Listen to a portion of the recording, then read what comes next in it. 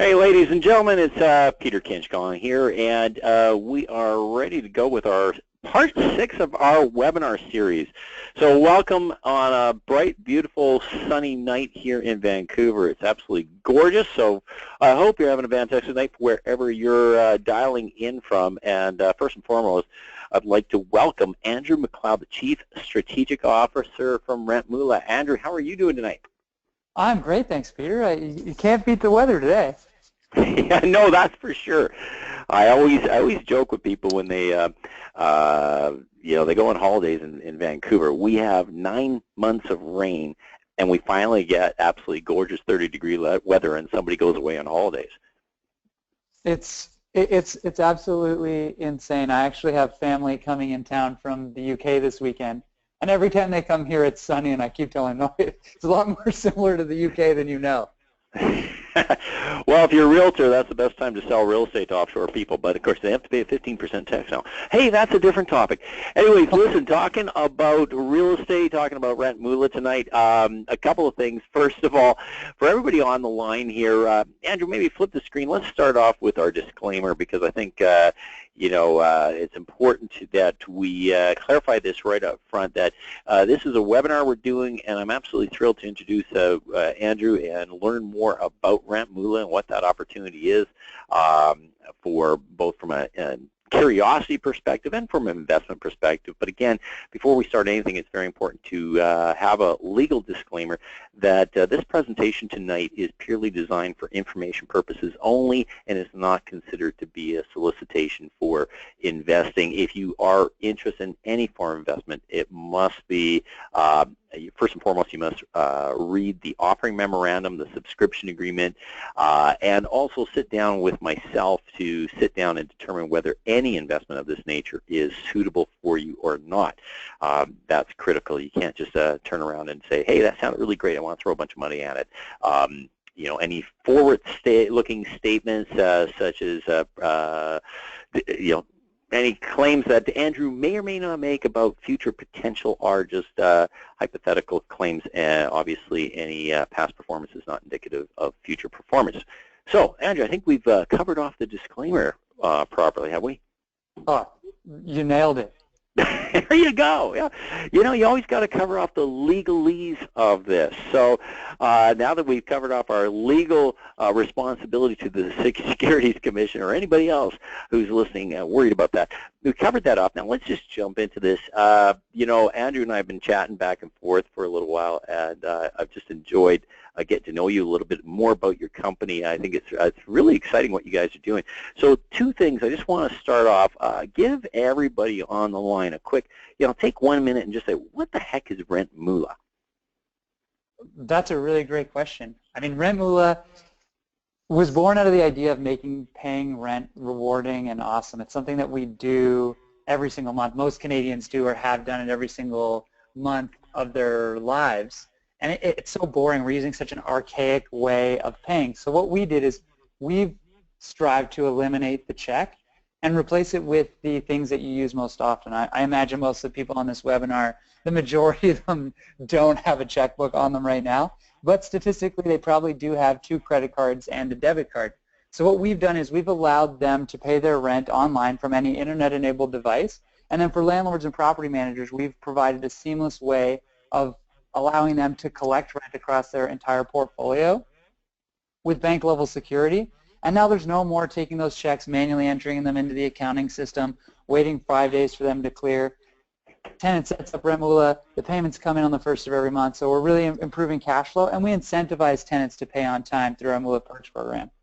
Interesting. Okay, that's a lot to digest, so we're going to walk through that and get into more details. I like some of your marketing material. You say, obviously, you accept online payments for free, but it's a rent with benefits. That was an interesting tagline I saw that you had. We're going to circle back to that. I just want to take a second. There's 2 things I want to just explain for people on the line. Well, one thing I want to explain, and then I just want to learn more about who you are. First and foremost, so one of the reasons we're doing this this webinar today and in the heart of the summer and the heat of August, et cetera, is because there's actually a little bit of sense of urgency in terms of I want to first and foremost let everybody on the line know that Rentmoola is an investment opportunity, and they are raising capital, and we'll explain why and how that is going to be utilized, et cetera, and whether that makes a good investment opportunity for you or not. But more importantly, they actually are opening this up to raising capital through the general public up until the end of September, and then you guys are going to be moving to strictly institutional capital. Is that correct? That's correct. Right. So I just want to throw that up there up front, be very transparent. Part of the reason for this call is there is a deadline or timeline, if you will, in terms of the time opportunity for investing, and that will be between now and the end of September. So just want to clarify that. One more housekeeping item. There is, if you're listening through GoToWebinar, there is an opportunity for you to type in your questions. There's a question box on your dashboard. Just feel free to type in a question at any point. I will see that, and I think Andrew, you'll be able to see it too, but we will address any of your questions throughout. So type in the question. If I don't get to it right away, we will circle back and make sure we answer everyone's questions tonight. Okay, now, Andrew, before we jump into more details about exactly what you guys are doing down there at Rentmoola, I always like to know who I'm listening to. So for the audience's sake, who's Andrew McLeod?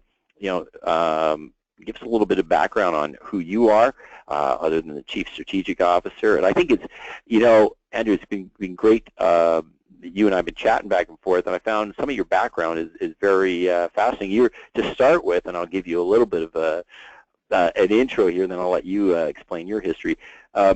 You have been nominated for top 30 over 30 under. Good stuff. So again, just let's go back to talking about a bit of your background there, and maybe talk about yourself, Patrick, and Philip. Sure. Well, Philip and Patrick and myself started the company back in 2013. It was actually Patrick's idea. The guy's absolutely brilliant. He was living in China, working for Morgan Stanley, Goldman Sachs, consulting for the government of Canada, working on foreign investment and trade. And he was paying his rent in cash in China. So he lived in Shanghai, paying his rent in cash. Shanghai's This is Patrick you're talking about. This is Patrick, yeah. Right. He had some insane rents, and so he figured out that instead of going to the ATM 4 or 5 times a month to pay his rent, because when you're abroad you can only take out so much money at a time with your Canadian debit card overseas, he figured out that he could actually go to the airport and buy the currency from the airport, and he would get his credit card points from it. So he'd buy a couple months of currency at a time for rent, give it to his landlord, so he'd pay 2-3 months at a time, and he'd get his points for it. And then he was able to travel back and forth between Vancouver and China, where he was living at the time, for basically nothing. Wow. He came back to Canada in 2012 and said, how are people paying rent in Canada? I can't believe that people are paying rent by check.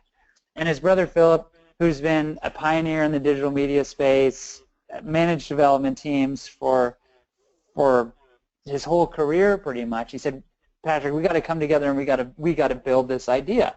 So we had a guy that was really strong in finance. We have a guy that's really strong on the marketing and development side, and I was really fortunate enough that a mutual friend of ours told them, hey, you need to get in touch with this guy, Andrew. And at the time, I had just finished a turnaround project in Costa Rica, and I was on my way to help Deloitte merge with a company called Monitor in their corporate strategy department, which really exciting opportunity.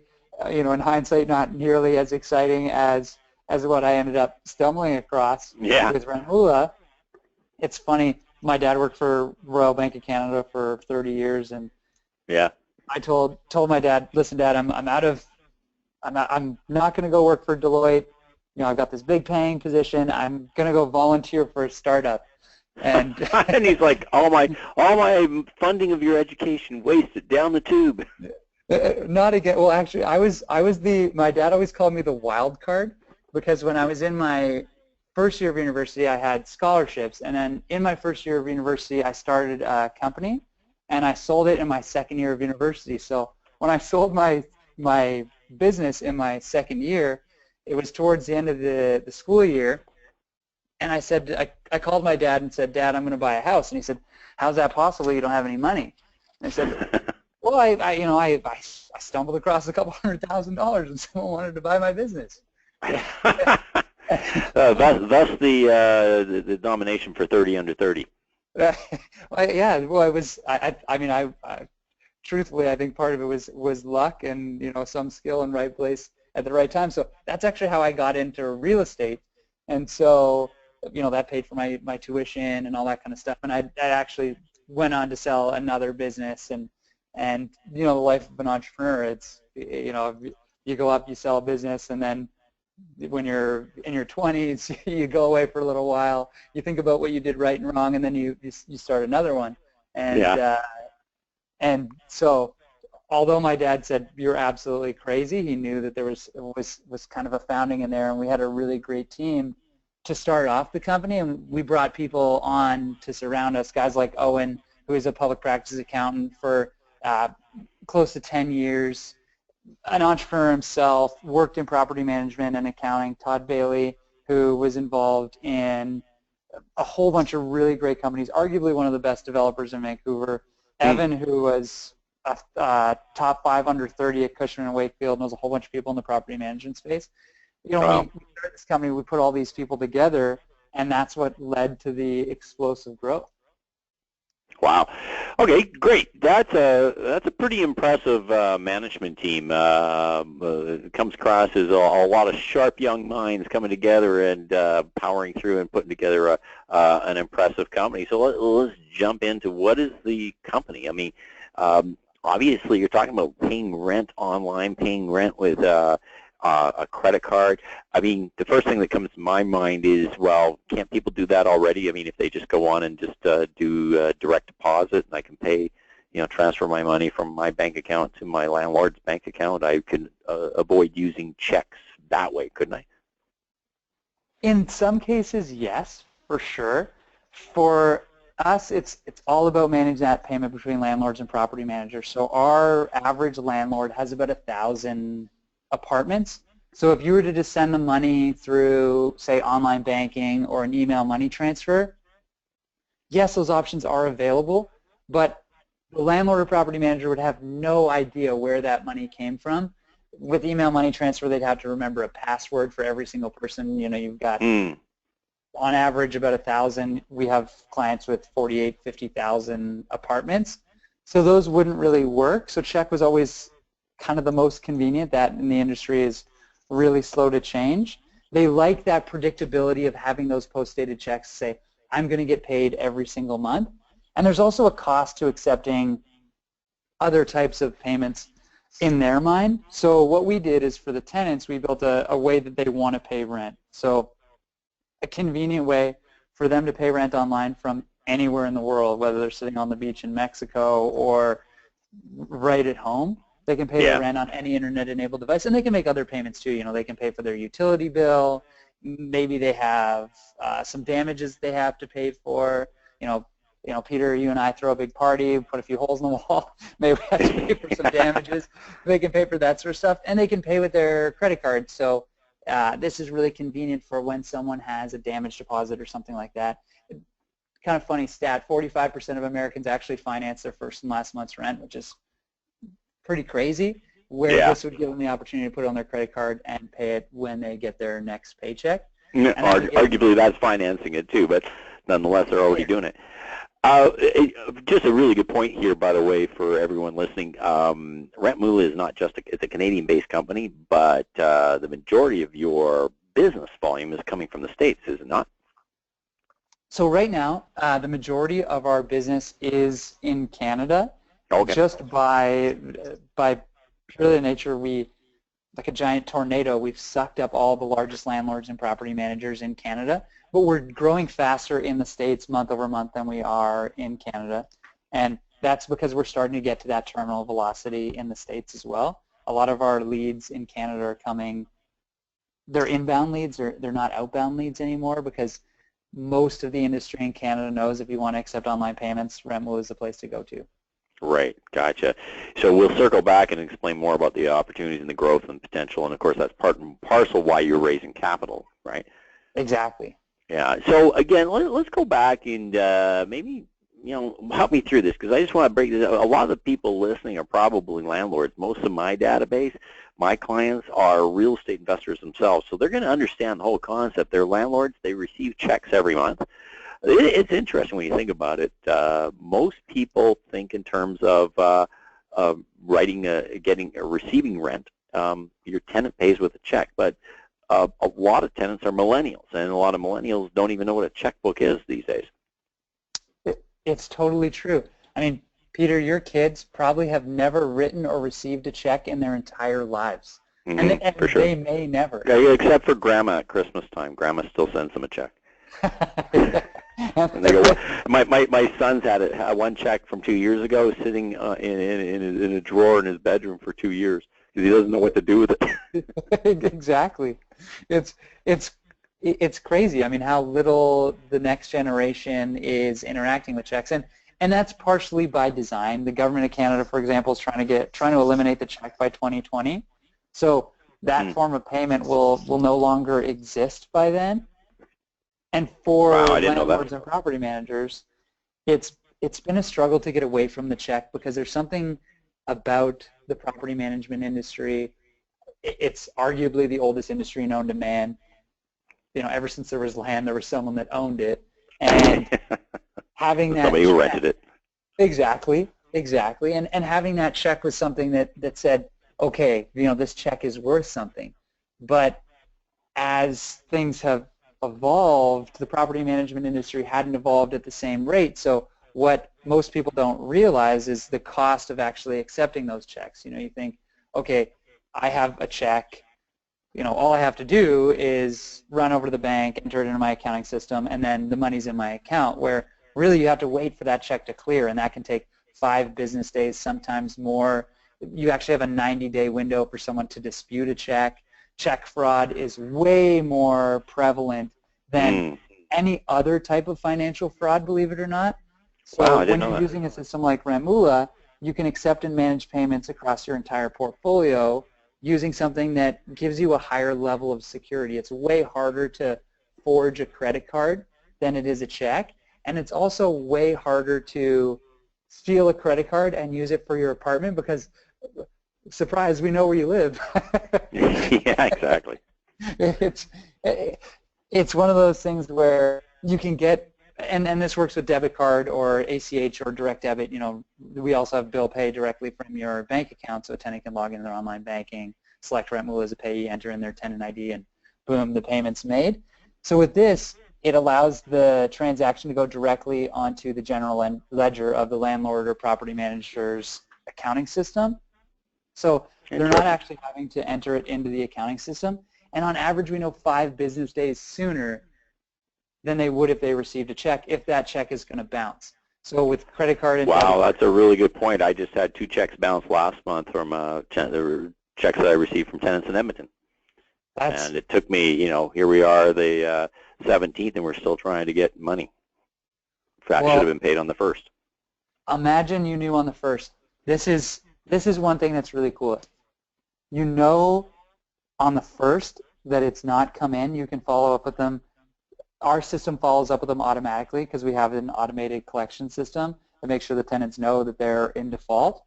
And then because we're giving them so many options to pay, I mean, you can pay with your credit card, your debit card, your checking account, through your online banking. You can pay with cash at any 7-Eleven or CVS pharmacy in the States.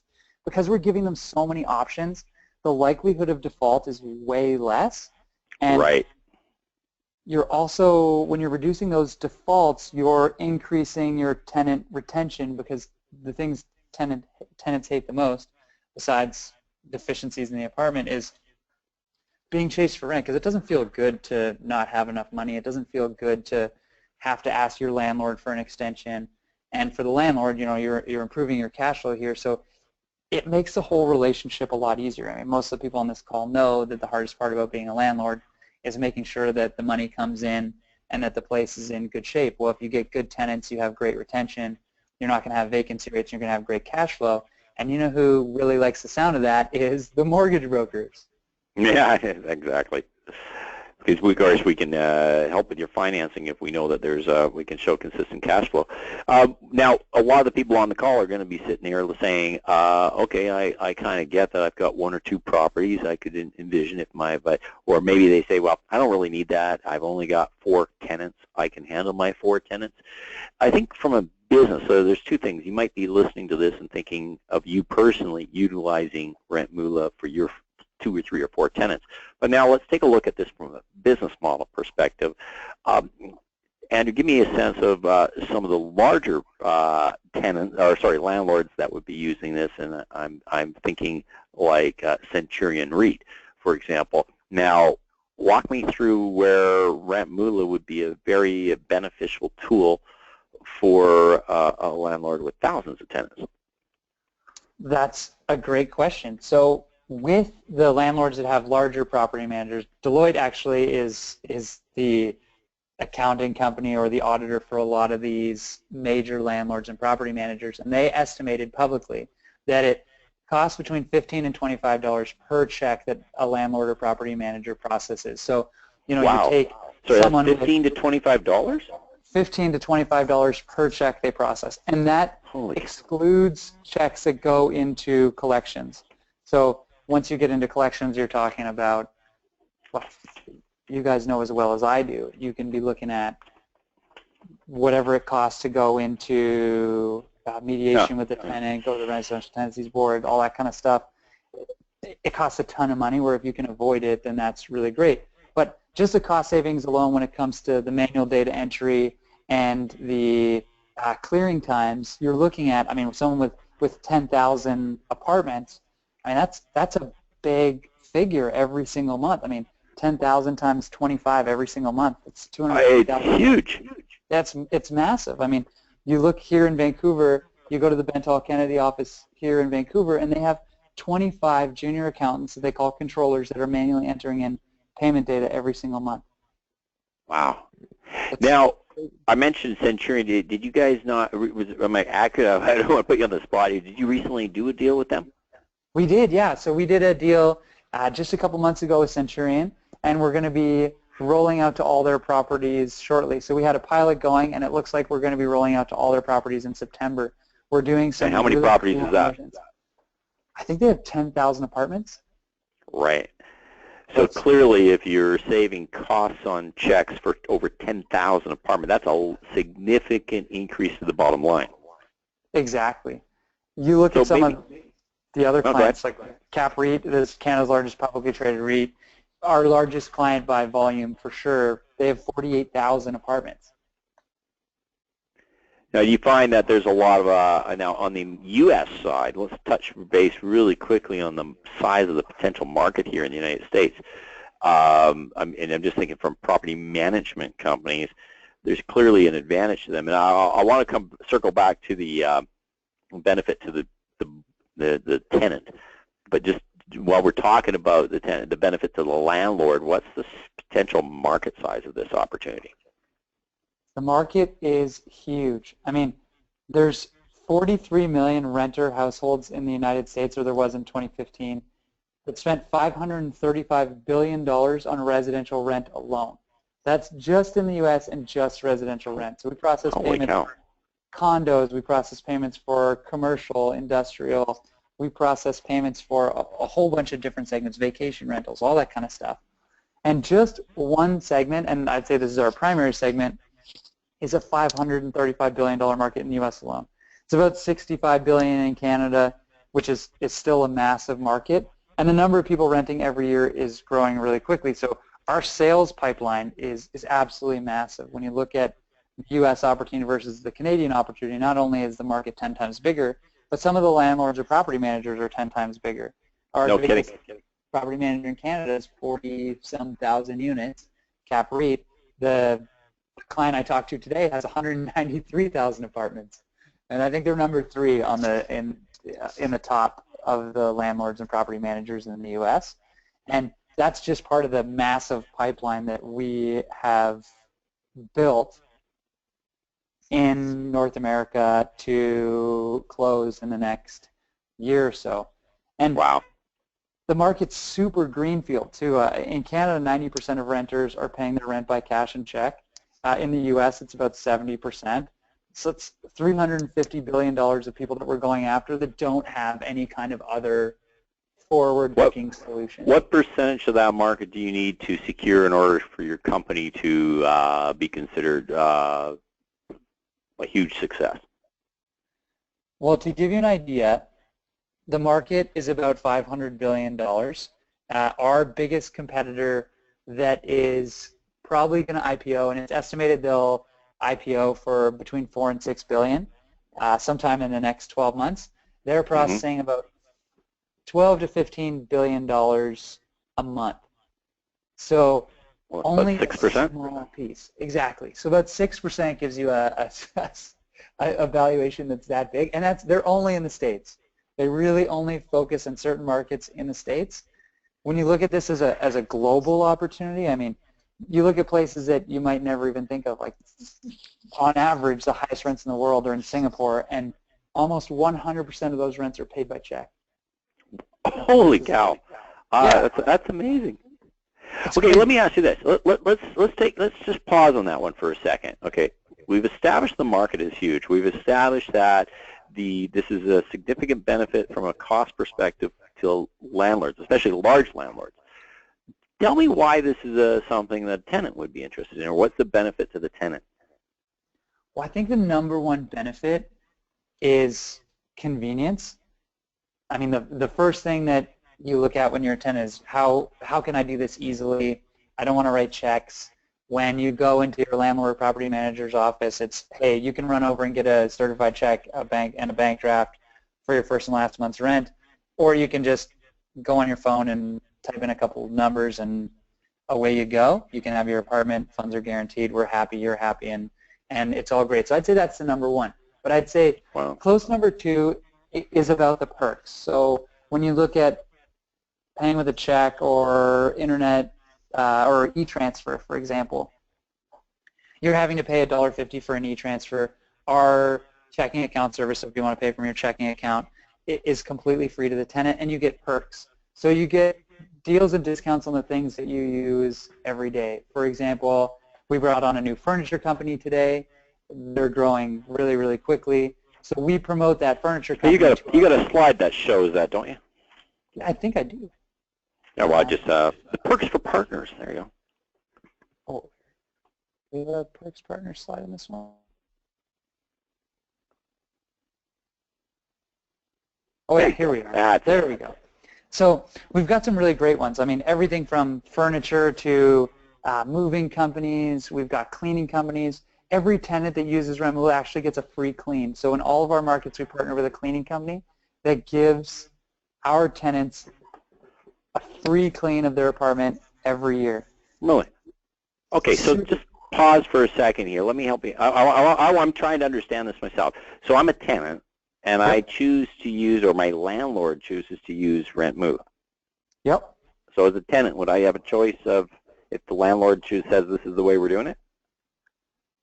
The landlord usually says, this is how we're doing it. Okay, good. So I'm a tenant now, and I'm now going to pay using my credit card. How do I get these perks? So you basically sign up for an account, and you're automatically able to get these perks. So if you sign up and you're paying your rent, you've got access to these perks. So you can get deals and discounts on all your favorite things, from Starbucks to your home services like Rogers, TELUS, all that kind of stuff. Or Booking.com. Booking.com, exactly. You can do vacations and stuff like that. We like to put cool stuff in there. We got, I think we're almost at 200 perks partners right now that we rotate through, and we have some really great perks for people that are just moving in, people that are moving out. We have perks for people that are local, so whether it be local restaurants or bars or activities, and we also have things that are national or international, like Starbucks or Booking.com or the like. Yeah, and one of the things I know from different times that we've talked, a big target here for tenants is millennials, and millennials love perks. They like getting something back for the money they spend, right? Exactly. I mean, millennials and students are our two biggest markets, and they're conscious of their money. So they're not as flush as the older generations. If they can get some value for something that they do every day, they love it. I mean, when you think about it, using your credit card to pay your rent is such a novel idea because you get points for everything else. Every time you make a payment, you get points for it, except the single largest payments you make in your entire life, with the exception of a mortgage, are tax, tuition, and rent. All three things you can't get points for. Yeah, I know. Until now. Exactly, until now. Well, rent, and I mean, we're actually we're working with a couple of universities to pilot programs for paying your tuition. Wow. Yeah. Now, if you use credit cards, there's a cost. Who bears the cost? Is that going to be borne by the tenants? If I'm a large landlord and I got to pay, it's usually, 2.5% that Visa charges back to the business owner. So that's going to be very expensive for me as a landlord, wouldn't it? That would be expensive. So if you were to go out on your own, it would actually, on average, be about 2.75% for every credit card that you accept. So what we did, specifically in the property management industry, the margins haven't traditionally been high enough, and things like rent control have prevented people from being able to increase the price like you would a cup of coffee. So what we did is we worked with Visa and MasterCard and American Express to say, hey, this is the single largest market you will ever tap into. There's not a market bigger than this, and you have no penetration. How do we make this model work so that people are willing to pay their rent with their credit card, and landlords and property managers are willing to bear the cost of acceptance? Well, the price elasticity works more in favor of charging the tenant, specifically in residential property management. Vacation rental, almost 100% of our landlords or property managers that have vacation rentals are bearing the cost of acceptance. But for residential property managers and landlords and commercial property managers and landlords, they're not as willing to do that. So what we did is we flipped the model. So for a tenant, they can pay 1.65% to use their MasterCard or 1.75% to use their So you've negotiated down from the typical 2.75. Exactly. And that still leaves a margin for us. Plus, we've pegged it at a level where tenants' points programs actually offset that cost of acceptance. So not only are they getting the perks, not only are they getting their points, but their points actually completely, in most cases, offset the cost of acceptance. You look at pretty basic cards like the BMO Worldly MasterCard, that's 1.75% cash back. You look at some cool new cards that are coming out, like the new Tangerine card gives you 4% cash back if you select your favorite category, as they call it, as reoccurring payments. Rent is your single largest reoccurring payment. There's also the Scotiabank Momentum that's offering 2 to 3% cash back on reoccurring payments, and Capital One Aspire card, 2% cash back. So you're actually getting paid to pay your rent, which is pretty cool. Wow, yeah. So in essence, the perks that someone gets will offset the 1.75% fee that is charged by Visa for using that card.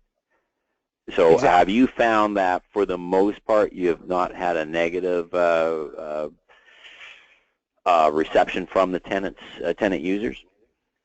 The majority of tenants don't mind at all. I mean, they do have a free option, so they can pay with their checking account, and we love them for doing that too.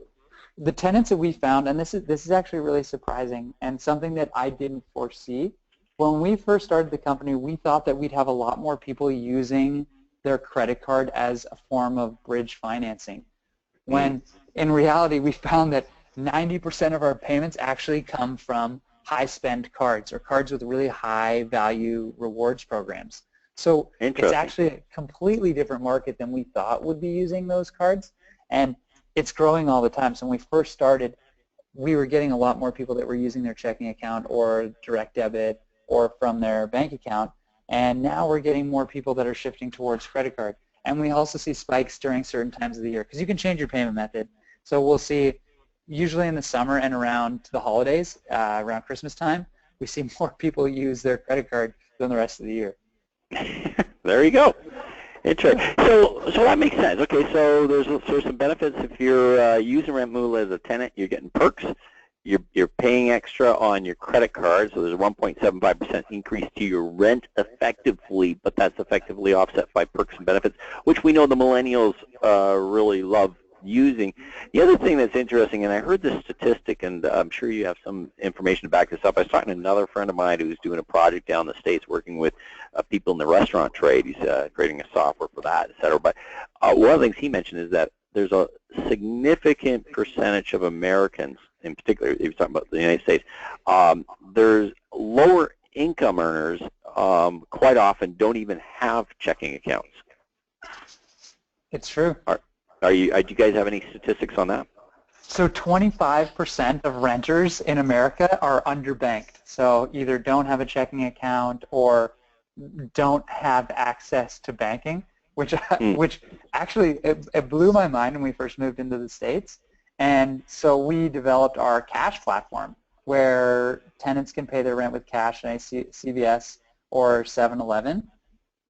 And wow. We're bringing it up to Canada. We're working with Canada Post and Shoppers Drug Mart to figure out how we can bring it up here. Not as much of a demand in Canada because we have a lot of trust with our banks. Pretty much everyone has a bank account. But in the States, it's a totally different market. And we actually charge $3.99, which the landlords and property managers love because they want to get that cash off-site. You wouldn't believe the amount of spillage there is on cash transactions in the property management space. Oh, I can imagine, yeah.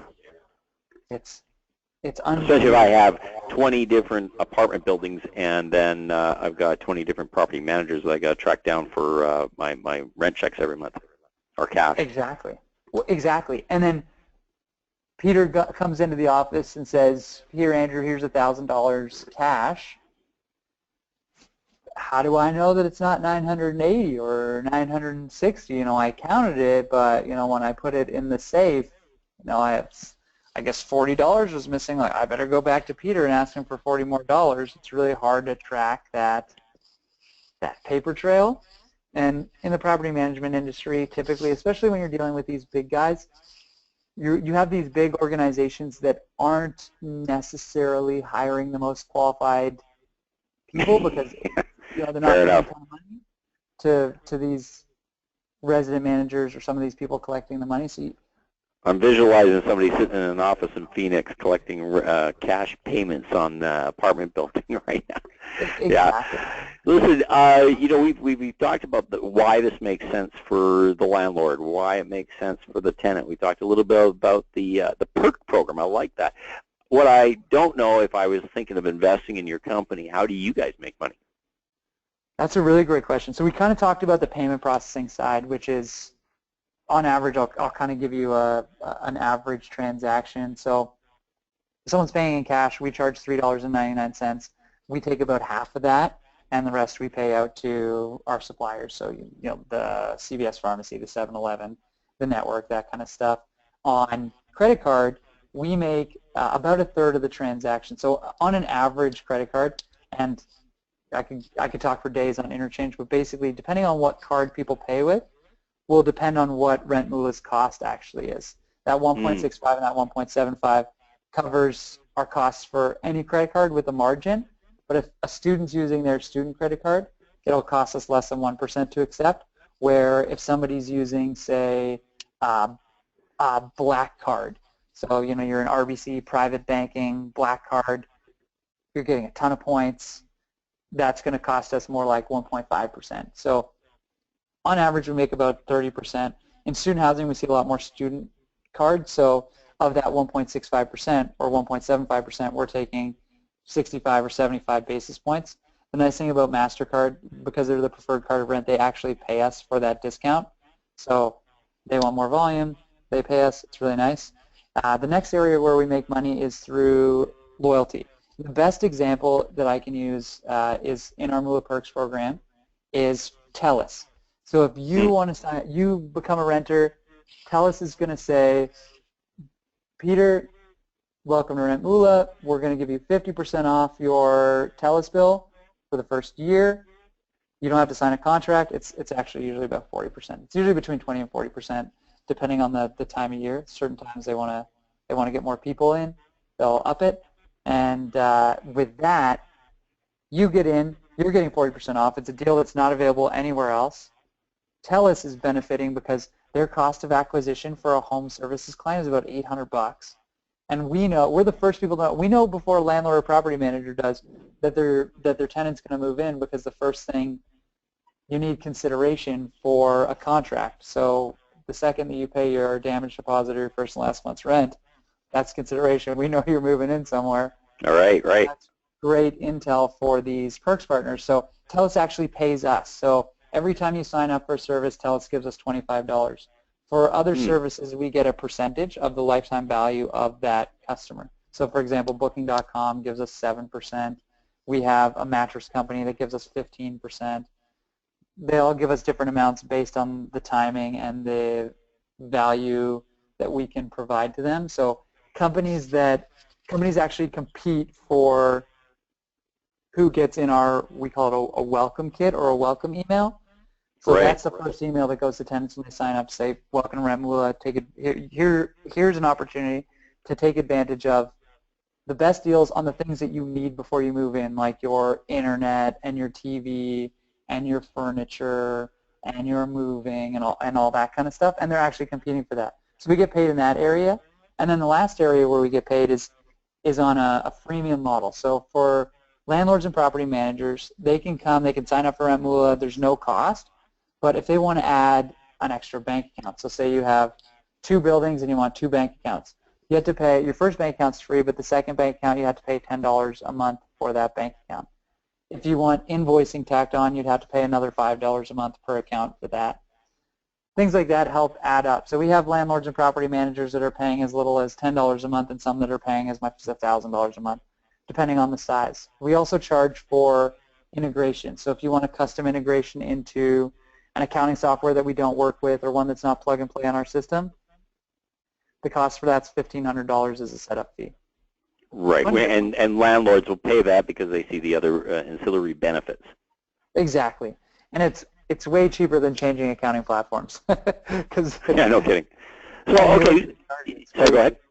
If you look at Yardi or some of the other big accounting platforms, I mean, what you pay in a month is for one of those is 10 times what you pay for a setup fee for Rentmoola.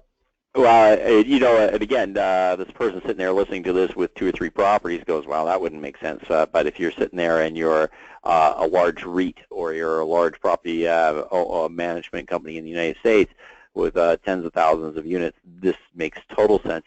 Okay, I'm listening to this. Okay, that makes sense for the landlord. It makes sense for the tenant. There's a good multiple revenue streams and revenue opportunities for you. It looks like low margin, high volume.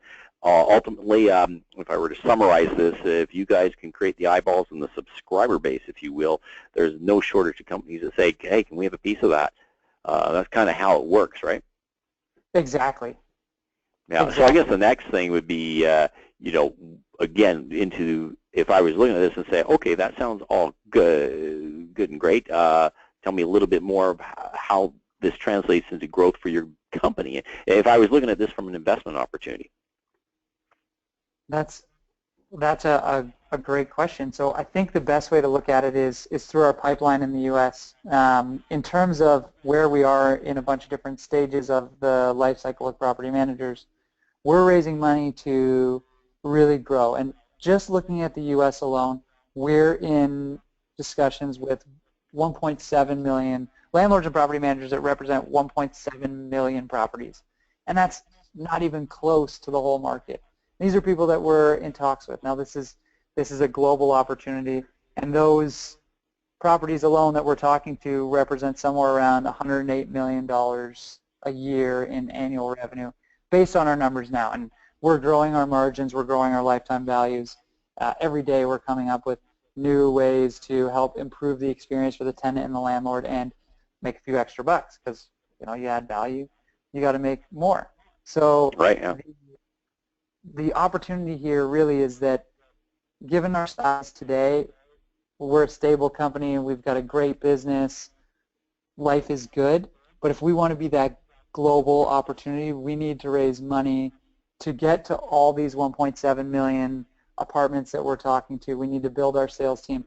We have to tell the world. I mean, our biggest problem isn't that we don't have a great product, it's that not enough people know what Rentmoola is doing so that they can say yes. Our closing ratio, believe it or not, is 97% after a demo. If someone agrees to do a demo, we close 97 out of 100 clients we talk to. Holy cow. And now you're talking landlords and large property management companies. Exactly. And I mean, with small landlords and property managers, they sign up too, but we don't typically call them outbound. Mm-hmm. They just sign up on the website and they've got an account and it's easy and they're good to go. And that's free. Yeah, I can see the potential of this market is enormous. So I guess the big question is, what's the next steps for you guys? What do you guys need to do to get there to realize your goals and objectives to make this and maybe I'll throw out a couple of questions and I'll let you go through them. I'd like to know a little bit more about the growth potential, what your business plan is to accomplish that, how you're going to use the money you're raising to accomplish that. The other thing is there's no such thing as an investment without risk. I think we should talk about the risk. And then inherent in risk, one of the things, if I'm investing in anything, I like to know a little bit about your exit strategy. So there's 3 questions wrapped in one. Your business plan moving forward, the inherent risk for the investors, and the exit strategies. Perfect. Well, starting with the business plan, our business plan in the near future and for this money is to grow as quickly as possible in the States. And we're doing that in a number of different ways. The majority of the money that we're spending is actually on sales and marketing. So building out our sales team, having more people calling. Believe it or not, we've got over 227,000 apartments on the system, and we've done that all with an average of 2 salespeople. So imagine if we had 10. Yeah. What the world would look like if we had 10 salespeople instead of 2. I mean, now we're up to 4. We had our 4th salesperson start on Monday. So ramping up on that side, and then on the other side is using marketing tactics that we haven't had access to before to get to that scale. So one of the really cool things we're doing is a platform called RM Everywhere, and RM Everywhere allows any tenant in North America, regardless of whether they're landlord or property manager signed up, to pay their rent or condo fees on Rentmoola. And what we do is we send the landlord their payment by an electronic funds transfer or a check. We'll physically mail them a check with the top 10 reasons they need to sign up for Rentmoola, and the landlord can sign up for a Rentmoola account in a couple clicks and never receive a check again.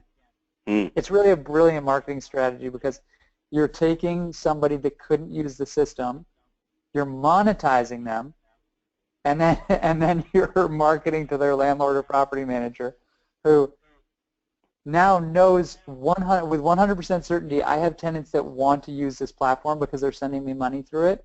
Right. And ironic, you're trying to eliminate the check and you use the check to get them. Exactly. And I mean, in Canada, it's easier to use things like email money transfer or EFTs with data attached to them, called EDIs. But basically, you can send a landlord or property manager money so that they know exactly where it came from. This is one of the buzzwords I love the most is growth hacking, and this is taking something that's totally counterintuitive and using it to your advantage to get more people to use the system. And now there's a cost for that, and there's a cost to marketing that, but what it does is it gets you to marketing economies of scale, because right now, if we were to market to Port Moody, we couldn't necessarily market to the whole of Port Moody because not everybody's a renter in Port Moody. I mean, Vancouver we can market to a lot of the downtown because our property managers and landlords own about 12% of the downtown core and growing, but you're still not marketing to 100%. 100% almost, well, 100% of the downtown community are either tenants, landlords, or condo owners, so they can either pay their rent, collect the rent, or pay their condo fees using this service. So you can now market to everyone using mass media and all that kind of stuff. We also are getting really good at marketing automation, so drip campaigns, email campaigns, piquing tenants' interest and tracking what they do from a lead scoring perspective. And I could go on all day about these really cool growth opportunities that we're So what's the API?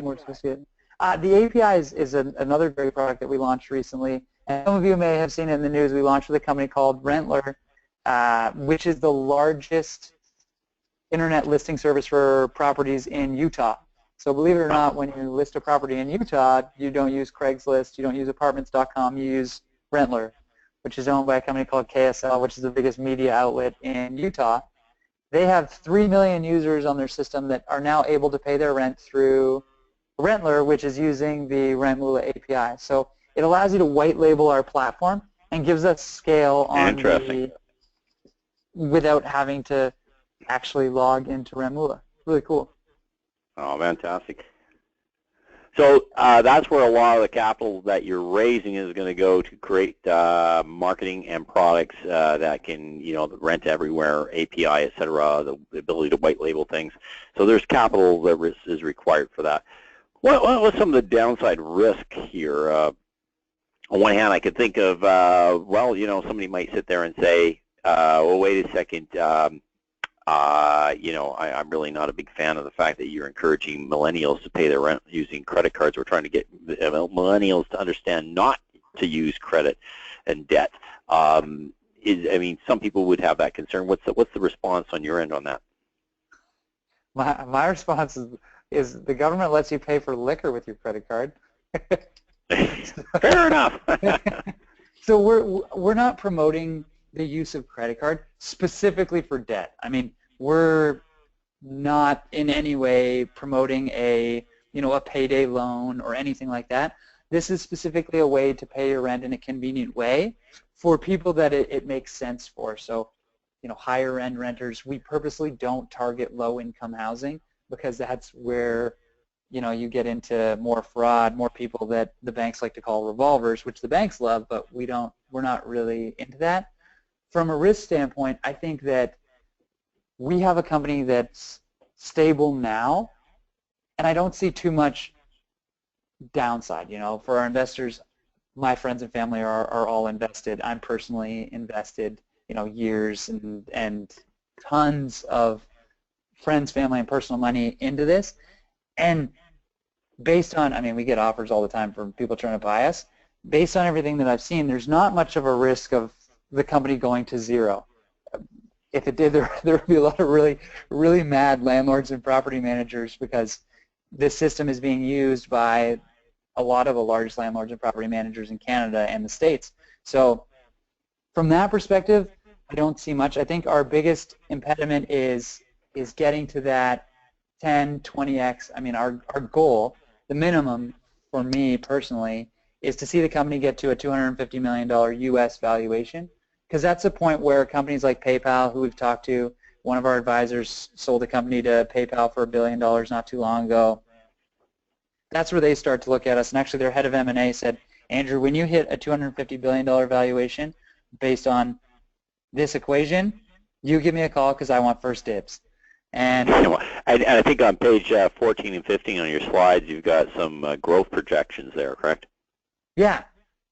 So that's where we'd like to be by the end of this year. So we'd like to be a little further ahead than we are right now. We're at 227,000 when we're looking at 2 to 300K in the U.S. and we're going to be there, no problem. We want to get to that 2 million annual reoccurring revenue run rate, and we're well underway to get there. We're just over halfway through the year, and we're just over halfway to our target. So, and how long have you guys been in operation?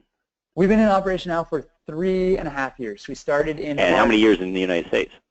We've been in the States for 2 years now. So you feel like you've got some of your wrinkles ironed out? Definitely. I think the problem, not the problem, but one of the challenges when you're going into the States is trust.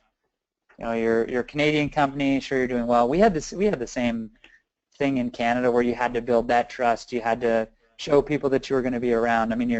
You're playing with their rent roll, and most of you guys have an idea about Centurion or have heard of Centurion. You can imagine their rent roll they're putting in the hands of, in the most simple form, a 29-year-old guy. Yeah, there you go. And his ragtag team of 30 of the, if you don't know them, just 30 people, when really it's 30 of, I would say, the smartest people and the most passionate people in Canada. But you don't know them from anybody else when you're first in business. And now that the industry's got to know us, we're now getting calls from people that 3 years ago said, I don't want anything to do with this Rentmoola company. I've never heard of these guys. Now they're saying, please set me up. This is amazing. Everybody is saying great things about you guys. We love you personally and professionally. Let's get going. And we're starting to get that in the States now, too. We're starting to get that. Okay, we've seen you at the conferences now for 2 or 3 years. We've seen now that you're working with some of the biggest property managers and landlords in the country. Let's start. Let's get the ball rolling on this. Fantastic. Okay, so let's say I love everything I've heard. What exactly am I doing when I make an investment? What am I buying? So you're buying common shares. So 100% of the shares in the company are one class of shares, which a lot of people really like. Just common voting shares. They're being sold right now at 42 cents Canadian, and they are, it's a really simple share structure. Now, just for those listening, I think it's really important to say when we talk about 42 cents a share, some people would think, okay, well, I'm going to go on to the Globe Mail, and Globe stocks and check to see what the share price is and what the trading volume is. These are not listed on any exchange. This is considered private equity because it is currently not, it's private shares, correct? Correct. Now, so I think it's very important to touch on that because if you buy into a private share situation, the most important thing is how do I exit out of that? What's the exit strategy? Because if I can't sell these in the public market, how do I get my money out? That's a great question, and I should have answered that in the pack of questions from a minute ago. So the liquidity event for Rentmoola, it's probably about a 2 or 3 year hold if we want to really get to that stage where we're getting that 10x plus in return. So you buy the shares at 42 cents and you'd hold them for a few years, and the likely way that we're going to get you your money back is through a private trade sale, which I personally am most partial to. The other way is through an IPO. The reason why I'm very partial to a private trade sale is it's often a very clean deal, and we've had a ton of offers already. We've already had 2 offers this month from companies that have tried to buy us, which is really flattering, but I know that my investors, my friends and family, if I told them, hey, I'm going to give you a 2 times return on your money, they'd say, Andrew, hold on. Let's hold on for another 2 to 3 years like we talked about, and let's try and go for that 10x or more return on investment. And I think that's where our investors are really supportive, because they're saying, okay, the company's got value now. You know, we can justify the 42 cent valuation by saying, okay, the company could be sold for this now because we've seen people come in, we've seen people offer the money. Now, let's deploy capital efficiently for the next 2 or 3 years and see where we can get from there. Because now we know we have buyers at 250 million US, where this right now is about a 25, 27 million US dollar play. So we're easily 10 times that. Right. Okay, so let's put this in real simple terms. If I'm making an investment today, first and foremost, I can put it into my TFSA, and I want to touch on that very briefly. You and I talked about this offline, the benefits of TFSA, RSP eligible, but this is a potential, this is a product or an investment that really fits well with the TFSA. Why is that? This fits really well with the TFSA because it is likely a very high return product, a very high return stock. So, okay, just for anybody who from the Securities Commission, he said is likely. There's a potential for that. Folks, remember that this could all just fall apart. No offense, Andrew, but the reality is it's a private play. So just to be clear and full disclosure, this could go bust. I mean, for all best intentions, but if it hits, it could be 10 times, correct? Exactly. It could be more. I mean. Okay, so let's just say use 10 times. So why is that better in a TFSA than an RSP? Well, for example, if you put $10,000 into your TFSA, we invest $10,000 into Rentmoola through your TFSA, and we get 10 times. You're getting $100,000. If you were to put that in your RSP, when you pull it out of your RSP, you're going to get taxed on that. Right. When you pull it out of your TFSA, there's not going to be a capital gains tax. The other nice thing about Rentmoola is that. Sorry, I just want to make sure everybody understood that. If this did become a 10-bagger, as we like to say, inside your TFSA, that's tax sheltered, more so than your RSP, because RSP is tax deferred, so you're going to pay that tax in the back end. You don't have to worry about paying tax on the back end of a TFSA. Exactly. Just wanted to clarify, that's an important point.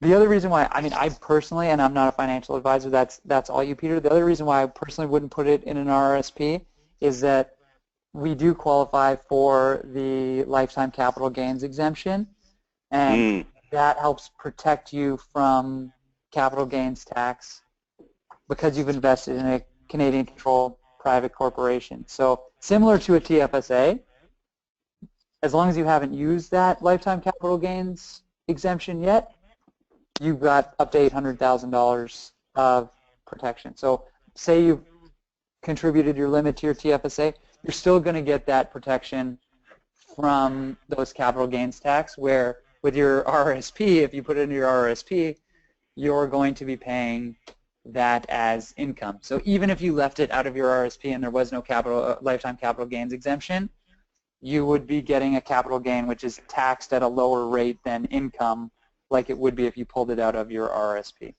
Fantastic. Andrew, we're coming up on the hour here, so I want to just wrap things up with one last question, and if you can give me a quick answer. I know this could be a rabbit hole that opens up a can of worms, but one last thing, because there are some people that have questions, and obviously, there might be some things like wondering why you're raising money through the exempt market space. One of the questions I got from an individual was, if you guys have if it's such a great company, how come you're not going to the venture capital market or the institutional market or angel investors? You don't need to go and get 10,000 here, 5,000 there, or 20,000 from, mom and pop investors in their TFSA. Why don't you skip all that and just go straight to the big boys and have them fund you? Because it sounds like a great investment for them.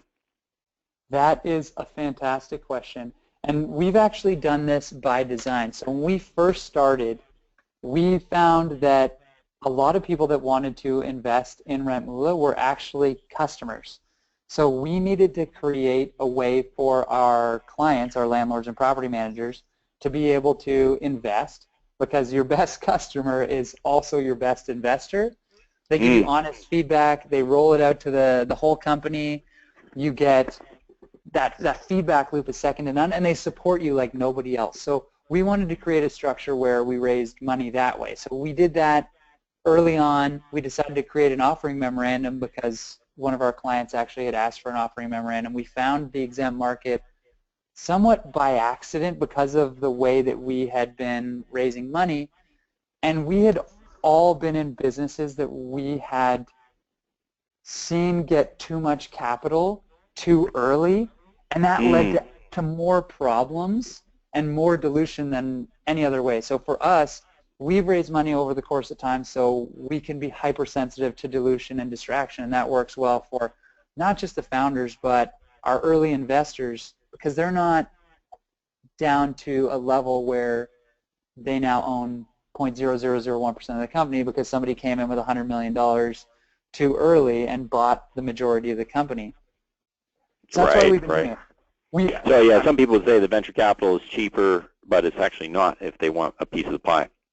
Exactly. And when it comes to venture capital, I mean, you're getting into ratchets, and I could go on, as you know, Peter, I could go on for days about this kind of stuff, but there's a whole bunch of different terms that when it comes to venture capital you have to look out for. And venture capital is great, but in the early stages, you're best to wait as long as you can and then jump into private equity. Because once you get into private equity, you're getting better terms, you're getting investors that are more willing, and you're a proven business. I mean, for venture capital. So even paying out commissions to people like me or Triview Capital, it still works out to be cheaper capital for you. Oh, way cheaper. And I mean, the deals are completely different. I mean, you look at some of the VC deals we get, it's like, we'll do a convertible note at 30% discount to the next round, and if you sell before this amount, we need to get 5 times our investment before anybody else gets paid. It's stuff like that. And they want your firstborn. Exactly. And you don't want to ruin the opportunity for the people that supported you in the early days, and you you hear that way too much. I mean, I know I've personally invested in companies where I was the first one in and the last one out. We want this to be a deal that when we have a liquidity event, everybody wins. Fantastic.